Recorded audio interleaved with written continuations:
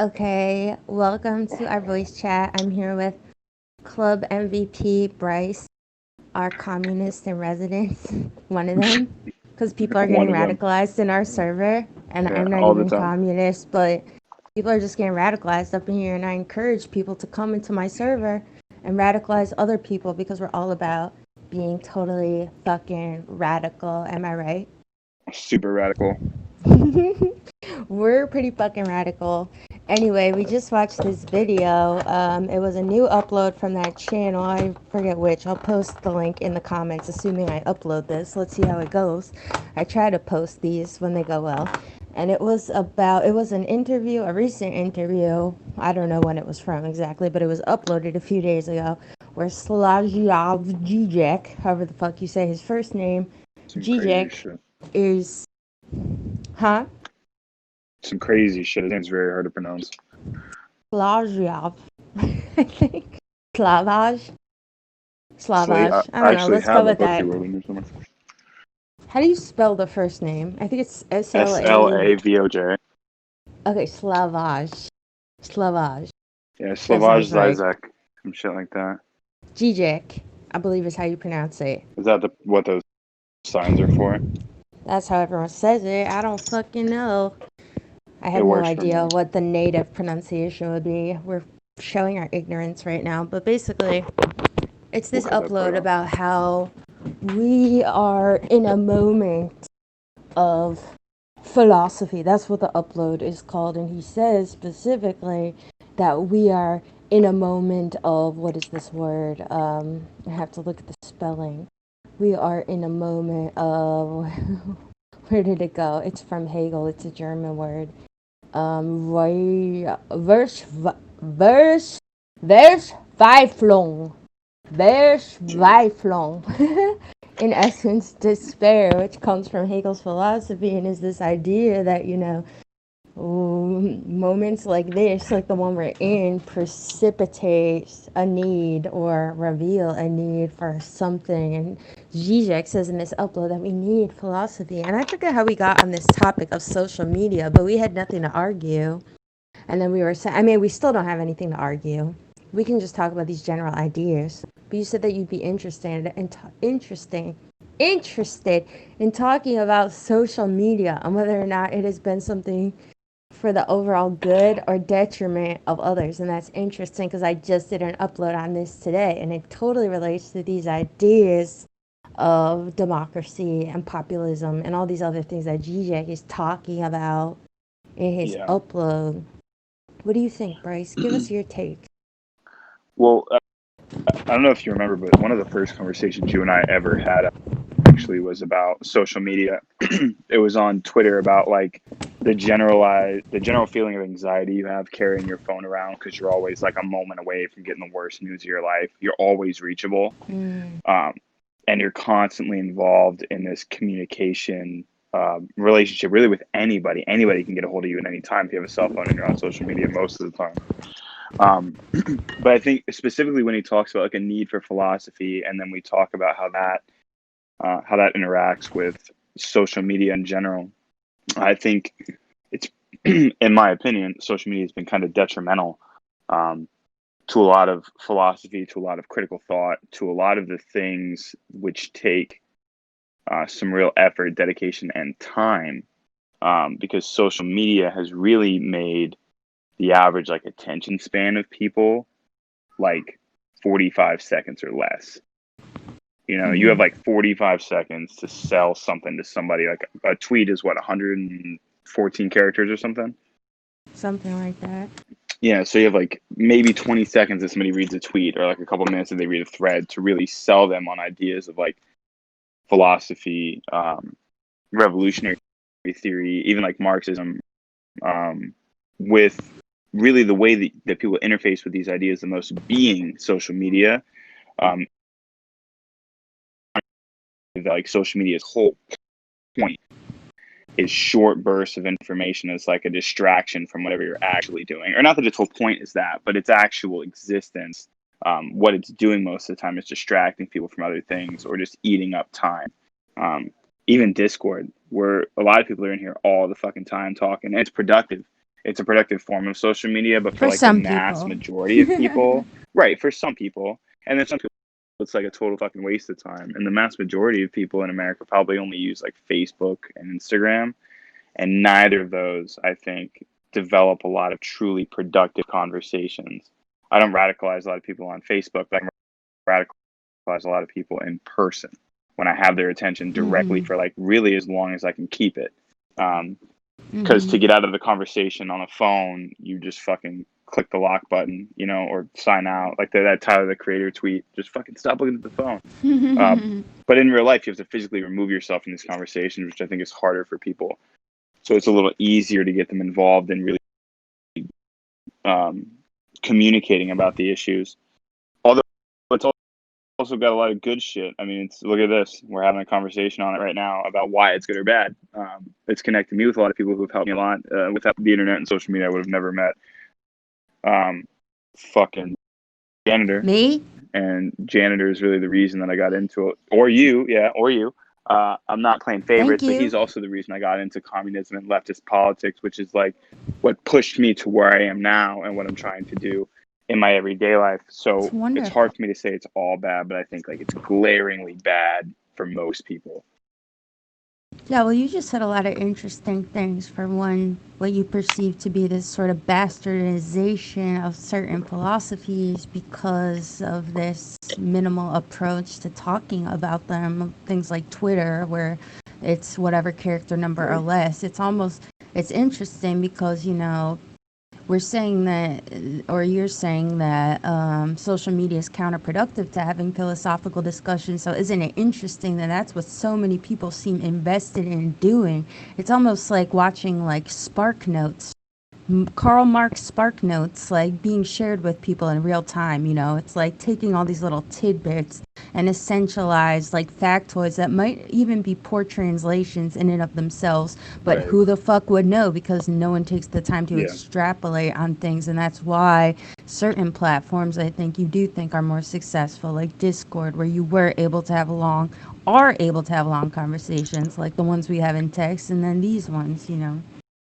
And also, you just raised something interesting. I'm reading that book that I actually said I would send to you. Sorry, I'll send it to you when I'm done, maybe. It's okay. Let's see how much I like it.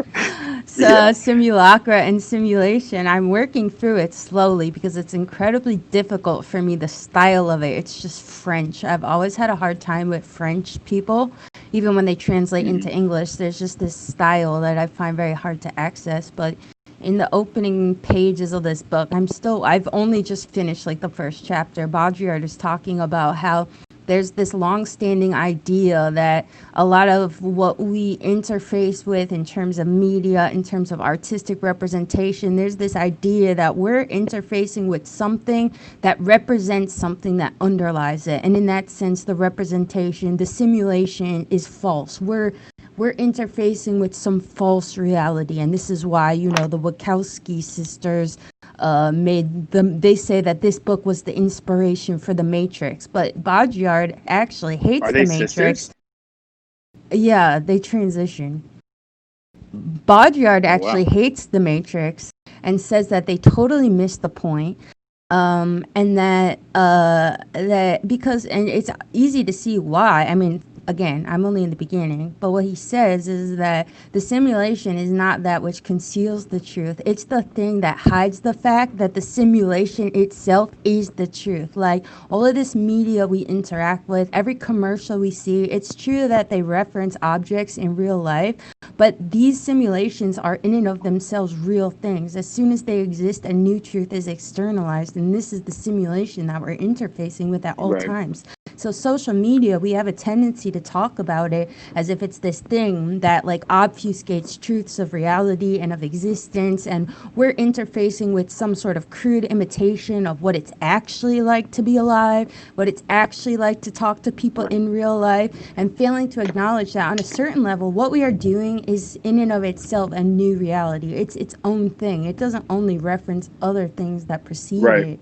It's its own complete venue. And to speak of like politics, you probably didn't listen to the upload from today yet. I'd be interested to hear your opinions on it. It's really short, one of the shortest ones I've done.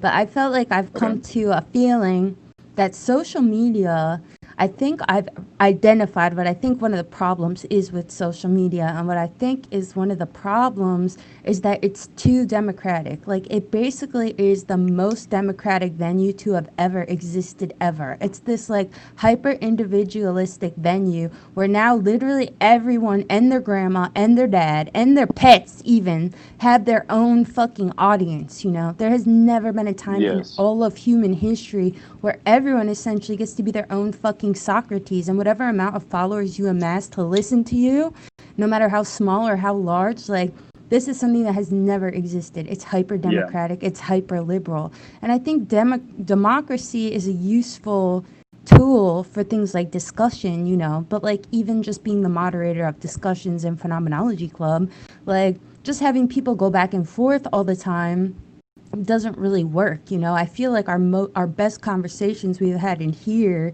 is the ones that I've actually moderated well, where I encourage the group to like see exactly where we're disagreeing, what criteria do we share, things like this, you know, because otherwise we're all just like saying Yeah. our opinions into the fucking void. There needs to be some sort of organization, and that can only happen around shared agreement. And that's why ultimately I think democracy as a model is kind of a failure as far as getting things done. It's great for things like making sure minority voices are heard, you know, but ultimately the majority rules under democracy. And this is becoming a problem with social media where, you know, if your narrative contradicts the main narrative, then not only will you not be heard, you'll actively be like deplatformed. Like, if you say something in a way that offends a certain sensibility, whatever the current narrative is, like, you can be just like ousted, you know? I mean, we're Suppressed. talking about a Yeah. GJEC video. GJEC has been canceled like left and right. And I agree with a bunch of his takes and I disagree with a bunch of them, you know? I watch a lot of his videos. I think that he's really interesting. I don't agree with him all the time. Like, we have definitely come into a Who? mode. GJEC, Oh, okay.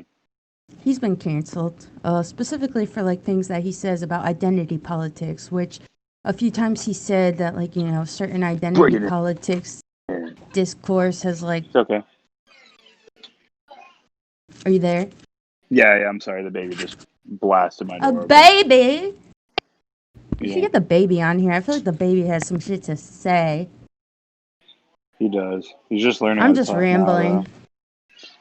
Nice. No, that you brought up kind of an interesting thing. When you talked about social media being almost too democratic, one of the things that I thought about was the fact that, like, when we talk about forums for democracy in history, a lot of democratic assembly was done based on, obviously, geographic localities.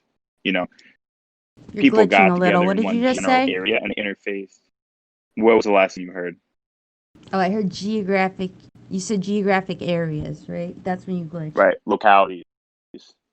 So, when like a group was meeting to make any kind of political decision through like a system of democracy, um, they would meet based on where they lived, because this was the only way to interface with it. It was the reality at the time. Was like, you fucking governed your direct area and you met based on that. But I think that the internet offers kind of a weird issue with this, is that the community that you're interfacing with is always implied to be real and representative of people, but there's a lot of like impurity in it. There's like, when we look at what was that fucking company that were really involved in the 2016 election, one of the people like went rogue and is testifying against them, Cambridge Analytica, who were Mm-hmm. they were identifying and organizing also like social media platforms, specifically Facebook, into groups based on what ideology people were um, the most like grab onto. And then they were generating Mm-hmm. completely false environments of opinion and news, and like based on like specific marketing and propaganda from different news sources. They were generating environments where people really felt that the majority of people, whether or not it was true, that the majority of people in the country um, could sympathize with them or agreed with them, because the environment was no longer completely open. The environment had been generated for each person, and it was key to a specific goal. Um, I don't know Right. if I'm explaining this exactly right, but like where No, if I I know have what you're talking about. And for anyone that doesn't like a know, meeting, Cambridge Analytica like posed as all different types of groups. They posed as Black Lives Matter groups. They posed as Republican groups, NRA groups. Like they posed as all different types yeah, of things. And like you're saying, curated highly specific environments based on what they thought certain people would be most drawn into to participate in. And they even right, went so far as organizing real life rallies and shit, And I believe it's yeah, the same company that was involved in some election somewhere in the West Indies. in like a They third did world some, country, yeah, yeah, I believe that they organized something where it was kind of like, they tried to make it like, I don't know if it was this company specifically. I believe that it was, though. They tried to organize it some sort was. of She political confesses to it in the movement. documentary. Okay, right. Yeah, that's what I'm thinking of. They orchestrated some sort of political movement targeting the youth, and it was like this like don't vote thing that was framed as being like a protest, like, oh, voting is to be like complicit in this system. We're going to abstain from voting in an Yes, act of protest. yep, But this was actually highly curated and organized by the opposing party that didn't want these young kids to go vote, and they ended up winning because of this. right, So we're definitely right, having realities curated for us to make things seem a certain way to serve sinister motives. right. And I think that inherently devalues what the internet can, what the internet represents. If the internet really was, what I would imagine wanting it to be is this real forum for like a global democracy, a place where every view is expressed and there is no filtration, limitation, or curation of different experiences for different people. I think it would be like an overly positive tool. The issue now is that the internet is so deeply rooted in what we're doing all the time, and there's so much like confusion and conflation and manipulation and what information each person is presented, um, that a lot of what were previously niche, or kind of driven into the like white supremacy is a good example of an ideology that was kind of driven out of social regularity. A lot of people were scared to express these views. It was a backdoor kind of thing. People weren't talking about it. And as the internet kind of for the people, threw them these very far right extremists like the Boogaloo Kids, and they really generated communities for the people, connected them based on this shared marketing and shared community. They really provided kind of an unprecedented tool of recruitment and participation in these really dangerous modes of thought, because the brainwashing and like the propaganda is so effective on the internet in creating these false realities for people, that it becomes really, really confusing. I think for a lot of Americans trying to decide what's really going on, like in Portland right now, even though I'm reading news articles about a federal police force literally snatching motherfuckers off the street, and there's videos, I have no idea if that's real. No real idea if that's happening. I can only interface with it Mm-hmm. through like the information presented to me, and like I know this sounds like very tinfoil hatty, but like I'm just speaking in general. Like that, the videos could totally be produced. The information could be false. Um, until you can verify something in reality and in your, I guess, material reality, it feels like you can't really trust a lot of what you read, which makes the internet again less valuable to me because it's lost its what is the word I'm looking for? Its educational character, um, Mm-hmm. because so much information is manipulated. This is why I kind of went back, like why I read a lot of books physically. I buy books all the fucking time now. It's like where all my money goes. Um, because I have trouble reading, anything on the internet about theory and believing that it's unedited on all, even books. So I guess it's the same fucking problem. So the Right. internet's just a much easier avenue to do this because there's no comparative element. If they want to get something off the internet, it's pretty easy. I mean, not really that easy, but easy enough that they can just fucking make shit vanish. And then there's no way to compare one thing to that. Like, I swear to God, for months after the the rainforest fire started, I remember reading this article about the president of, or whoever their leader is in the Bolsonaro. Amazon. Yeah, it's telling the rubber farmers to burn the forest down. Telling like the rubber farmers that's when they need to clear land in order for them to expand the rubber production and then to create a larger domestic product. I remember reading this whole fucking article. I read it for like 20 minutes. It was a whole bunch of information. I could never find any information on it again, ever. I looked it up for like hours. I couldn't find the original article I read. I couldn't find the news source I read. I couldn't find any any articles that were like adjacent to this that even expressed that he had ever made that statement. You know, the only articles I could find was him like saying I had nothing to do with this and fucking they're just burning shit down. And even that's detrimental because it provides like a contradiction in your mind of whether or not what you originally read was that or you misunderstood it. And that causes a lot of confusion for people as well, which makes it harder to find any kind of like unifying ideology, like we were talking about earlier, with trying to take like the universality of Marxism and then applying it within our current context is hard because everyone is existing in some curated separate reality based on the media that they're being presented with through the apparatus of social media as like the new form of like state propaganda machine. Like fucking Trump doing this Linkin Park video was pretty crazy. Did you see this video that he made? No, Linkin Park. He made a Linkin Park. He made a Linkin Park about like Americans. I'll find the video for you. It was taken down off of Twitter because they did a copyright strike against it. Oh man. Because he didn't ask them before he made it, but it's hilarious. Not Linkin Park.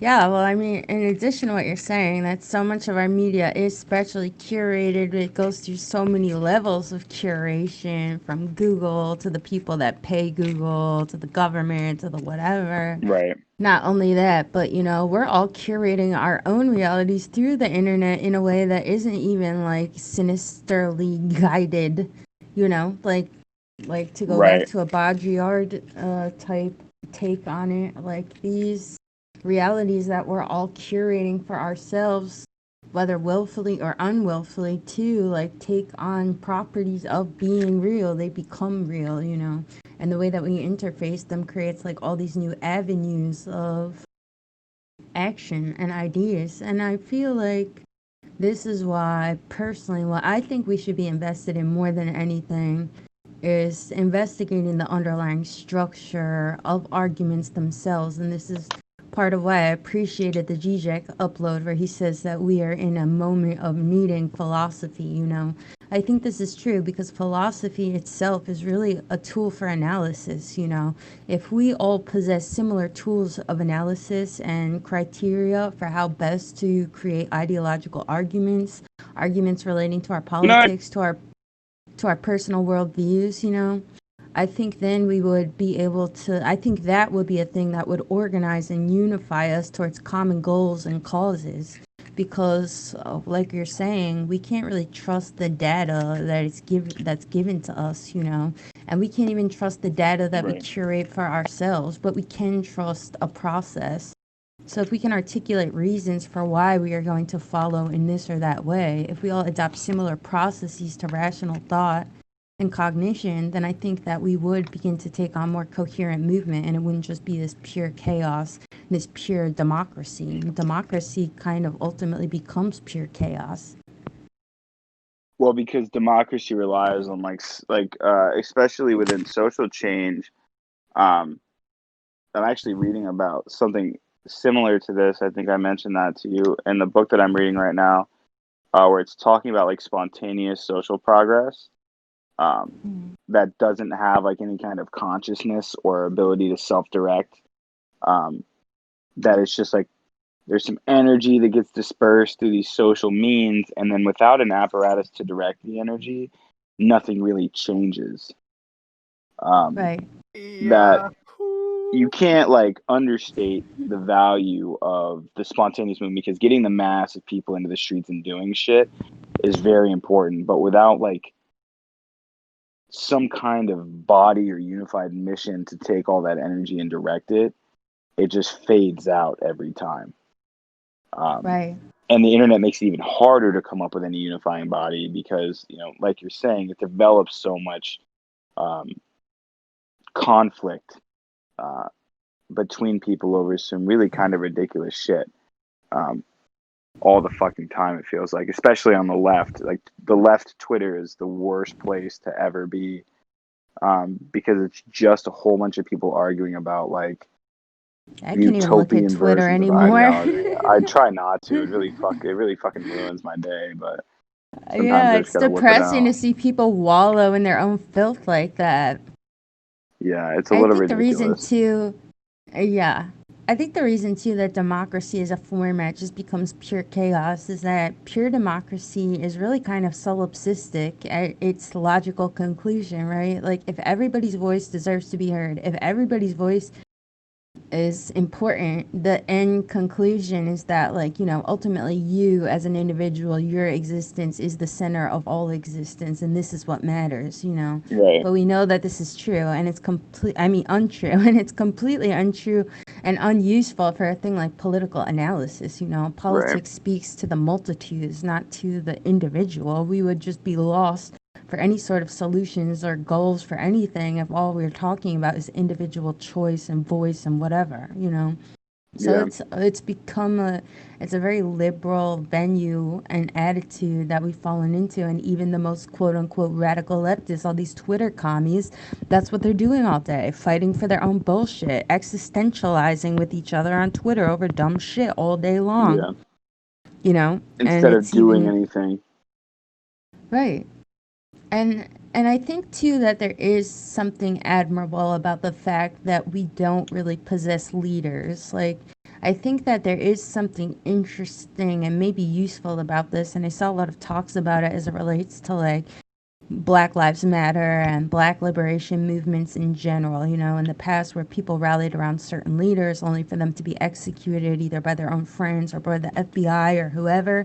Now it's sort of this nebulous mass of people fighting together in a way that I think works sometimes, but when it works, it's kind of arbitrary and coincidental, and there's no way to ensure that you can recreate whatever's working about it. I think it's Yeah, useful to analyze what's working about it and to see if we can weaponize that towards actual goals.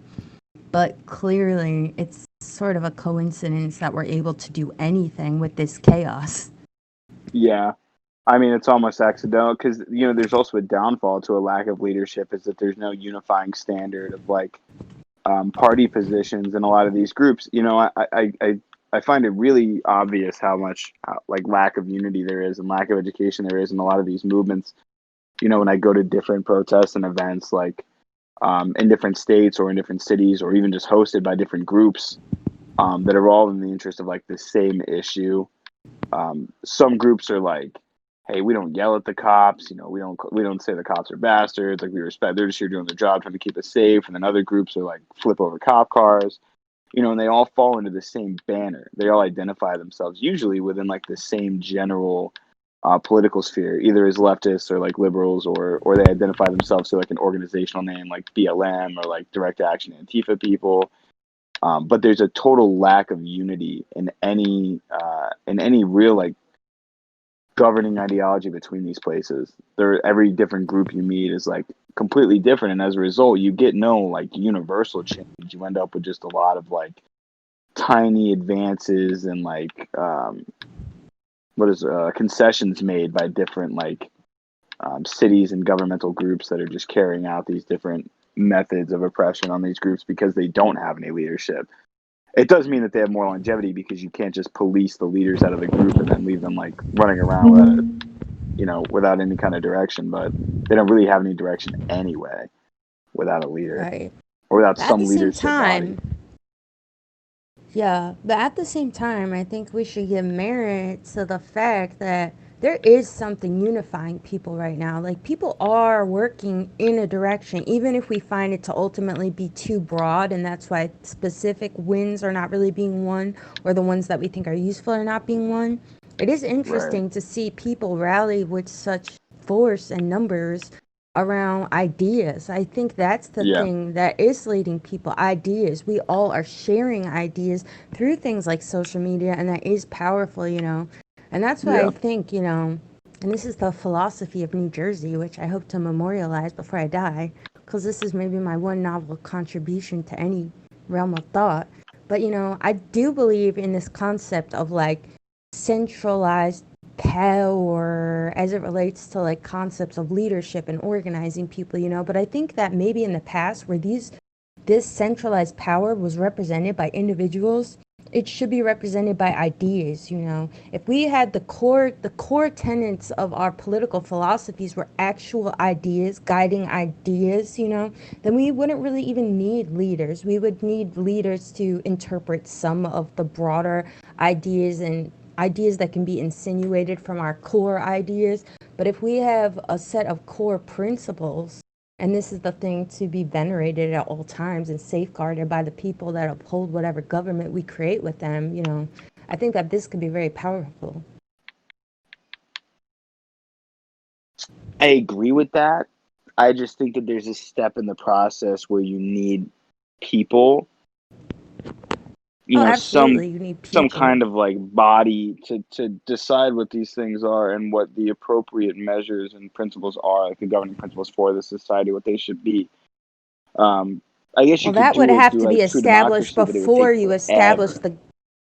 But that would have to be established before you establish the government, in my opinion. Like, I don't, and this is part of why, and we could get into it if you want, but I'm someone that likes to like challenge you and Tyler's ideas about Marxism Yeah, and stuff. And one of my biggest eye rolls towards general Marxists, not Marx himself, is that people don't really seem to have any sort of plan. And you meet yeah, someone that has some sort of a plan, but really, in general, it doesn't really seem like there's a plan. It seems like the plan is overthrow the ruling class, and then we'll see what happens. And it's like, dude, come yeah, on. Like, look at how this is unfolded on a micro level at that Chaz place in where, yeah, Seattle or whatever. They yeah, already have killed two unarmed black men, and this was the very point of the fucking protests. yeah, Like, you can't even figure that out.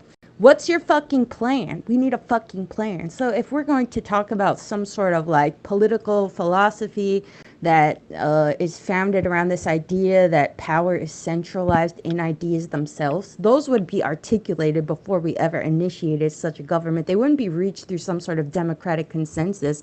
The element of democracy would be people willfully entering into the system through some sort of a social contract. I comply with this. I agree with this. I agree that these core tenets of this government will remain unchanged forever. And in a sense, you could maybe even call it conservative in that way. Like, we will not deviate from these core principles. right, And those core principles will be incredibly vague. Like the core principle, or the working principle right now of New Jersey, is that it is the purpose of government to maintain the livelihood and survival of the human citizenry. That's it. Things right, like this. Things like it is the government's role to provide things that are essential to life. And then from there, you have a different tier of ideas, what things are essential to life, because these things are always changing. To look at healthcare, for example, when the founding fathers made the US government, the doctor wasn't really good for much except putting a fucking ice cube on your forehead when you're dying of the fucking flu. Like, right, they didn't even think of this. So you have to create room for change, and it's not conservative in that sense. But if you had a right, fixed tenet of your government that said the government is responsible for providing anything that is essential to life, a thing like healthcare becomes essential to life. Of course, you could have some sort of long-winded philosophical argument like, well, is it really essential? This is part of what we do now. We treat healthcare as a privilege. Like maybe you won't die without this, or it's not really, like, where are we going to draw the line? Like, is it also the government's role to provide you with marijuana or other drugs that make you feel yes, good?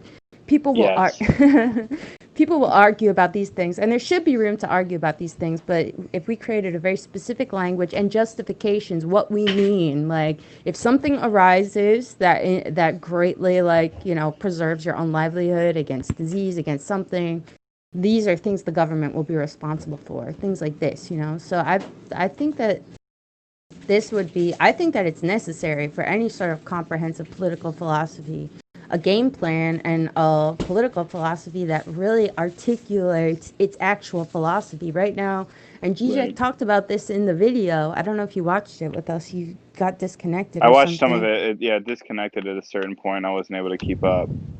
He kind of talked about this, how all these different competing political ideologies have their own set of assumed underlying justifications, but they're rarely ever externalized or articulated. And he's saying, like, right wing populists like Donald Trump and Boris, whatever his name is, Johnson, like, for the first time in history, we're starting to see the real absurdities of like these right-wing political ideologies come to the forefront, where now Trump and Boris are just flagrantly acting like clowns in the public arena, and it's this whole Yeah. entertaining spectacle. Like, we're starting to see the actual structures of the political philosophies that underlie our political realities and see them for all their absurdness, you know?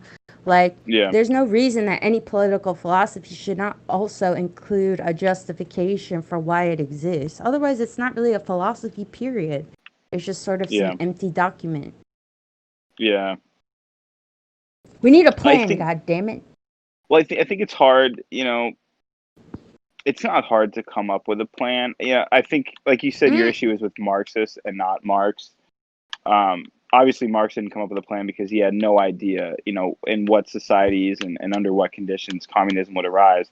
He only believed that it would arise, and that within those movements, he gave like a general at the time, a 10-step plan of action in the manifesto of like what things should you do immediately um, to start the transition to really work at like a revolution. And then we saw Lenin take Marxism and apply it to Russia, at the time of the revolution, and create Leninism, or Marx-Leninism.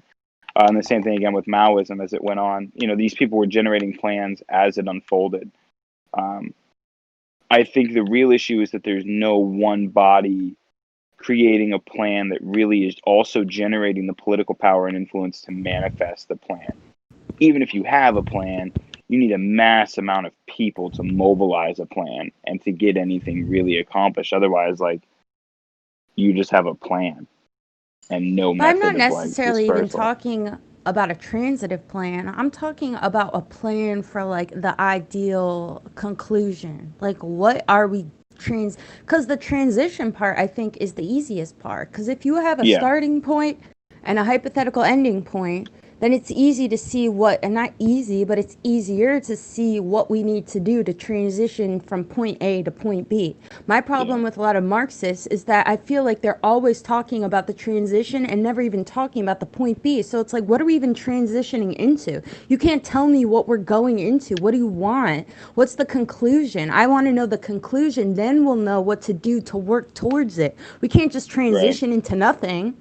Like, I want to Well, know what we're working towards, and this is part of my beef with it, as far as it includes like no theory of feminism. It's like, well, what I had there's a reason that you don't see a lot of women represented in Marxism, because I rarely ever hear people talk about what's going to happen to women. Like, it seems like we're just going to transfer power from one group of men to another group of men. Like, when are we yeah, going to talk about fighting for the rights of half of the population? Like, we're more than half.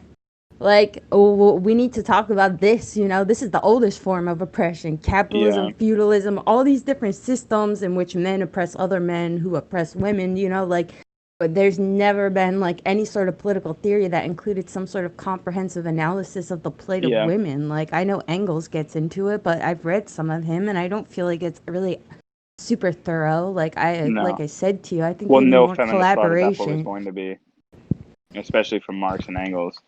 I think it's also really easy for dudes who read Marx to take what he says about, like, there's a piece in the manifesto where he talks about communists in any movement are responsible for coming to the forefront of that movement and reminding people about capitalism and its inherent role and danger in whatever that movement is trying to progress. And people take this as meaning like belittle everything and focus on capitalism, that every other issue comes secondary to capitalism.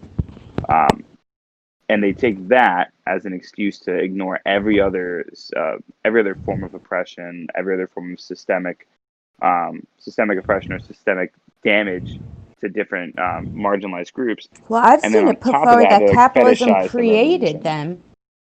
I've seen it put Yeah, forward that capitalism creates all other systems of oppression, which I find to be such a tone deaf take. Like, I and think I it see this definitely take all the contributes to a time. couple, but not all of them. I think all of them is definitely like fucking. It contributes It's to many, and it aggravates all of them. It exacerbates all of them. And I think this is the justification often used. People say, oh, look, it's yeah, creating this. But just because it's exacerbating other systems of oppression doesn't mean that it's the foundational problem. right. exactly. But it's commonly used like that. They manipulate it so that it seems like if you can draw a connection, that the connection that you're drawing must be causal and it can't have any other kind of relationship. You know, Exactly. and that's how they hijack the movement of communism and then turn it away from general progression. I read a tweet about this the other day that was like, communists forget a lot that the point of this is to improve the material conditions of the most oppressed and most marginalized groups, and not just to like fetishize the violence of revolution without a plan for what comes after it. Because you don't get Amen. anything done just shooting motherfuckers and then being like, all right, well, now everybody who's left argue about what you want and we'll just see where we land. That's why revolutions fail, because there is no concrete way to guarantee the political power that they've assumed through revolution continues on and that it really manages to do what it set out to do, which is to improve those conditions, especially for, like we were talking about earlier, women needing not to be a secondary thought to communism, but to be a core tenet and a core issue that's addressed separate from like addressing capitalism or really any other form of oppression that communism may address through its expression. Right. You have to state explicitly that some of these issues arise without the presence of capitalism, and that to engage with them and to deal with them, we have to do it outside of the fight of capitalism. But a lot of Yeah. Marxists don't want to do that because they're white and they're dudes, and they've only read like 2 books, and they don't ever read. They read Marx and they didn't read anybody who wrote about Marx who was smarter than them. Which it was my mistake for a while when I first started reading Marx. Was I was reading a lot of Marx, but I wasn't really reading anybody else who was also reading Marx and trying to express and dig into the theory that he presented. And it was starting to read Mao and Lenin, and I ordered a couple of the books that aren't really related to communism but were interesting, like the so-called book Discipline and Punish. I ordered, and Phenomenology of the Spirit and stuff like that, just to try to expand a little bit more of my understanding. Right. Because I Marx really loves think, Hegel. yeah, I need to start right now. I'm reading What Is to Be Done, but Hegel's next on the list. Hell We have a yeah. book club that's been meeting too. That's been reading revolutionary work. We just read the manifesto together, and now we're gonna read State and Revolution. And we've been ordering the books, Nice. and we have a little library. We're like loaning them out and stuff. But like I was saying, I think that it's people really only consuming the literature that they want to consume that reinforces, similar to the internet thing, where you're kind of curating your own reality to interface with based on what you want to see. I think people do the same thing with a lot of revolutionary literature and a lot of like revolutionary work, is that they only want to deal with what they want to deal with.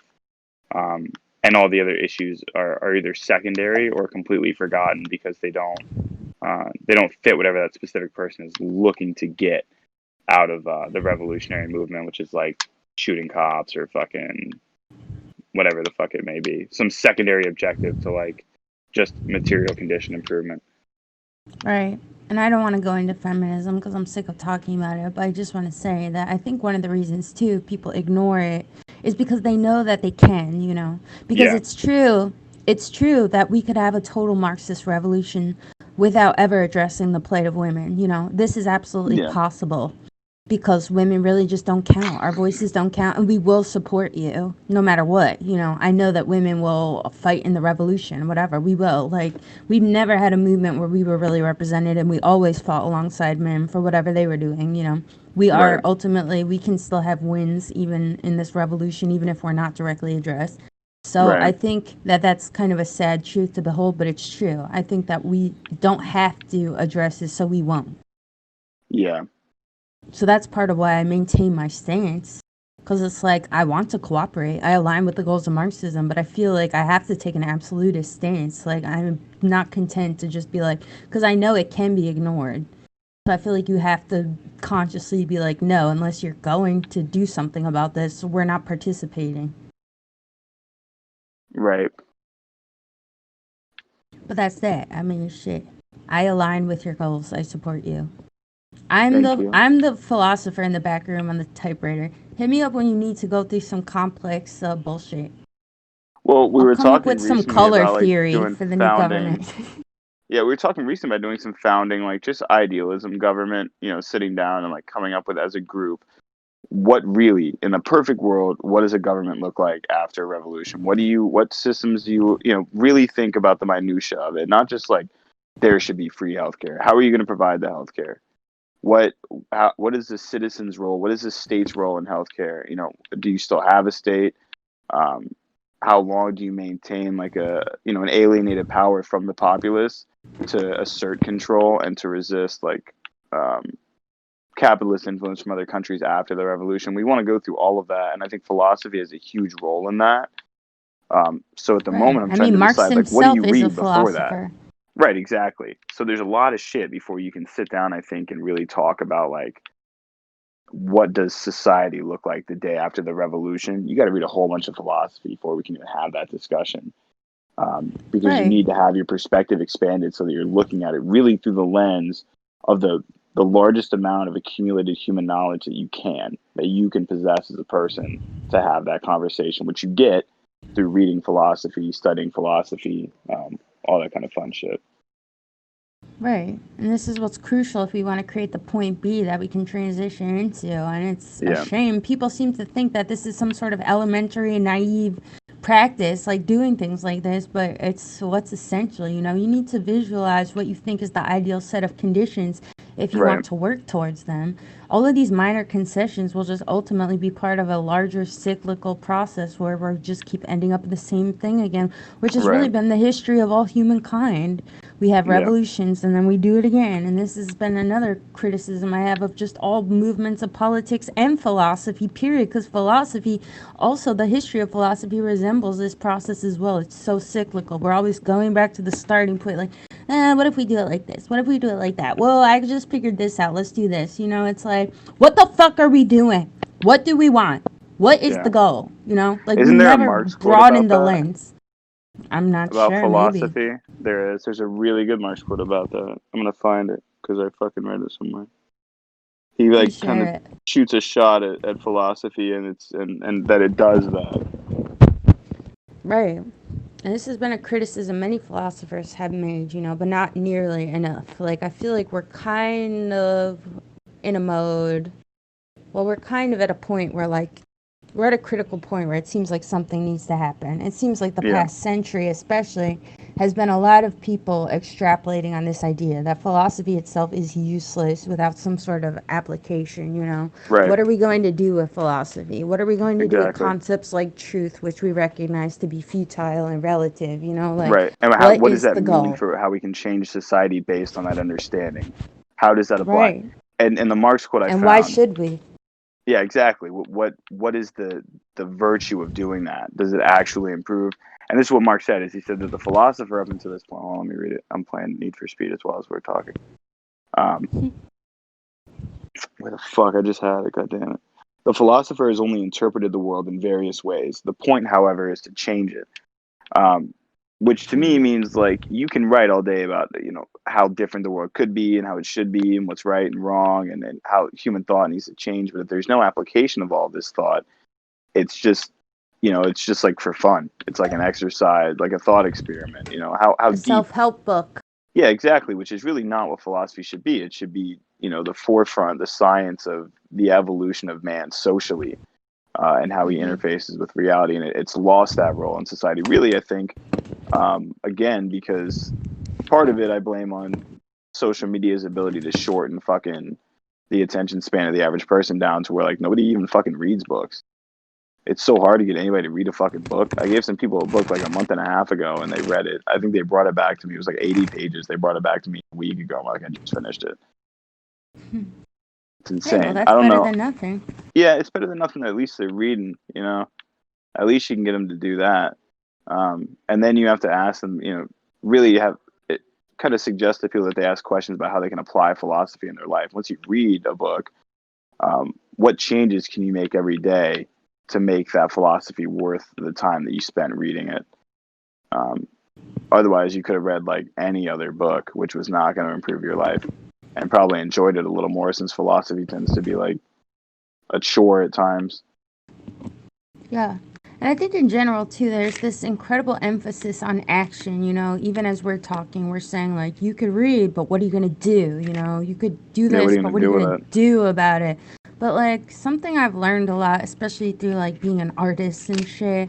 This is why I really emphasize like the concept of planning and why I don't personally care much for like talks of revolution until we have a plan, because the way I see it, if you the most perfect plan you can come up with, if you come up with something truly perfect, the transition into it will be much easier, and then you won't have to have hundreds of revolutions. You only need one, you know. Like I think about art Right. projects and shit. How many times have I started the same song, trying to do this, trying to do that? When I finally sat myself down and said, no, you're not doing anything until you write down what you're trying to do, articulate how you're going to do it, what it is you want, what's the purpose, then I sit down to do it, and it's done in 10 minutes, you know? Right. So I think that this overemphasis on action is in and of itself problematic, you know? Like, we should be encouraging people to just sit and read and sit and think and sit and strategize. We don't need to have this heavy emphasis on action all the time, because look at what we're in right now with all these protests and shit going on. Like we said before, the thing that underlies this great movement, something we've never seen to this scale, this is the largest mass organized protest in all of American history.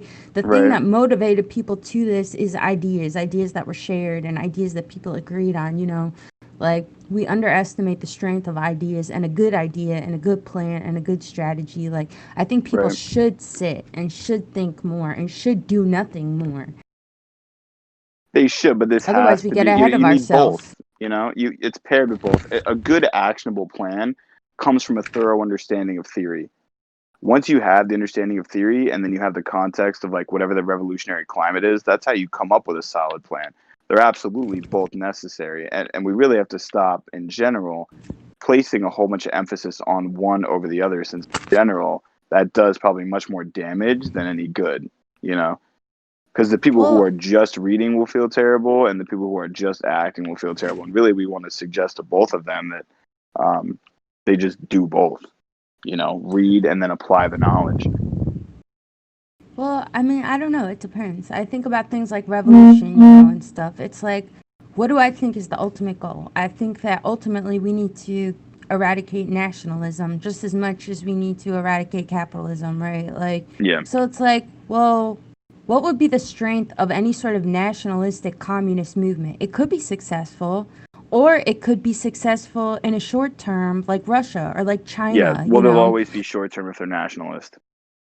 Like Right. And it's so almost it's like, well, required. maybe I need to accept that my role is to strategize. Maybe my role, our role, is to strategize for future generations, give them something to do, give them a plan so that maybe they can have an international uprising, you know? I mean, Yeah. look at Marx himself. He wasn't out there on the fucking streets, he was in his fucking No. study, Right. jacking off, writing Right. his Right in fucking shit theory. down Right in and theory. thinking. And where would we be without him? Well, look how many people he's influenced just by sitting down and perfecting ideas and taking Hegel and making Hegel into something more useful. And maybe we Right. need to sit and take Marx and make Marx into something more We useful. have to. Like, yeah. And so maybe we don't need to act, you know? Like, that's, I think that that's an idea that's foreign to a lot of people. I'm not saying I think it's true or not. It's just something I'm thinking about in the moment. Something to Like, consider.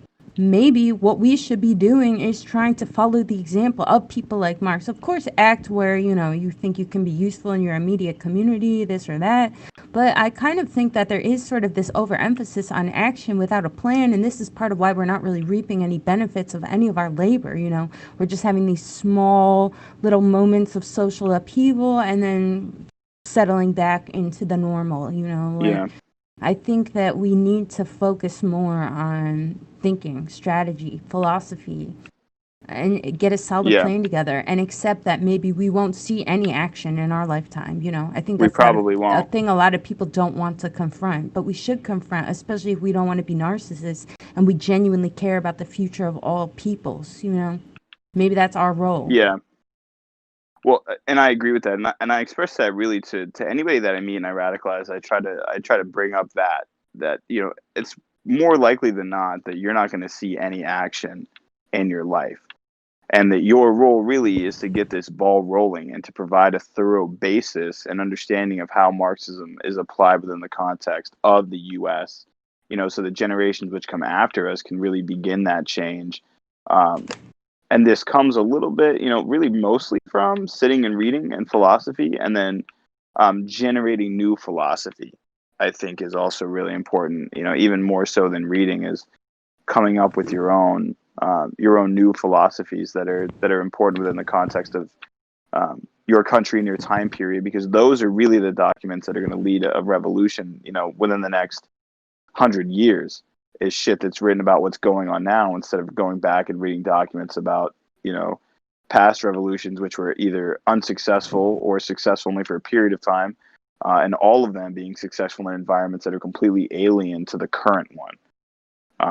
So while a lot of the theory is universal, it also has to be contextualized by each nation leading up to that national liberation. But I don't think any national liberation really progresses anything unless it's done in the spirit of internationalism, where they're trying then to help other countries liberate themselves, with the goal ultimately being like global liberation from capitalism. But there's a lot of theoretical work to be done.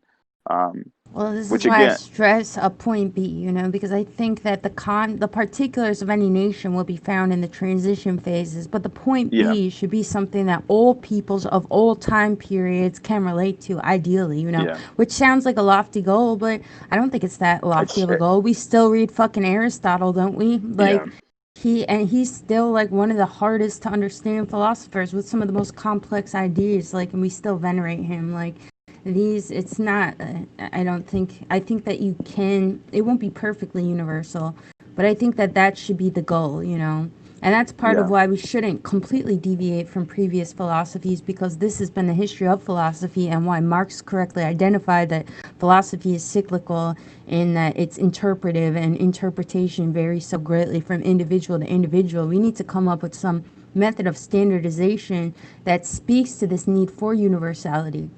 And this is part of why we must venerate phenomenology, because this was the goal of Husserl, to standardize an approach to philosophy, instead of it just becoming this fucking self-help section in Barnes & Noble, where people just read it and be like, oh, I got into it and now I'm working out every day and like I got a job. Like, no, it needs to be something useful, because there's a philosophy of everything. There is nothing without a philosophy.